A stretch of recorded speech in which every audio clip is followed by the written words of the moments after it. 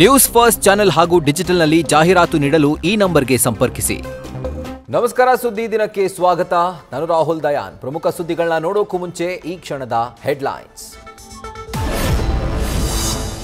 ಧರ್ಮಸ್ಥಳದ ವಿರುದ್ಧ ಷಡ್ಯಂತ್ರ ಖಂಡಿಸಿ ಕೇಸರಿ ಕಹಳೆ. ಎನ್ಐಎ ತನಿಖೆಗೆ ವಹಿಸುವಂತೆ ಆಗ್ರಹಿಸಿ ಧರ್ಮಸ್ಥಳ ಚೆಲೋಗೆ ಕರೆ. ಆರ್ಎಸ್ಎಸ್ ಮತ್ತು ಘಟ್ಟದ ಮೇಲಿನ ಗುಂಪಿನ ಮೇಲೆ ಬಿಕೆ ಬಾಂಬ್.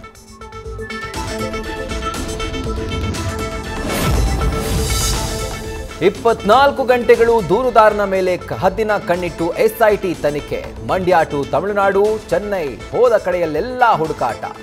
ಎರಡೇ ದಿನವೂ ಸಮೀರ್ಗೆ 7.5 ಗಂಟೆ ಡ್ರಿಲ್.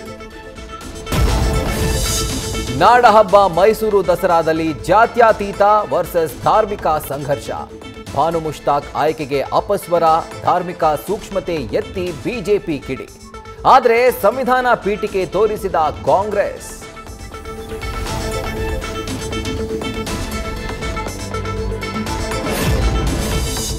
ಸದನದಲ್ಲಿ ಸಂಘದ ಗೀತೆ ವಾಚಿಸಿದ್ದ ಡಿಕೆಶಿ ವಿರುದ್ಧ ಪಕ್ಷದಲ್ಲೇ ಕಿಡಿ.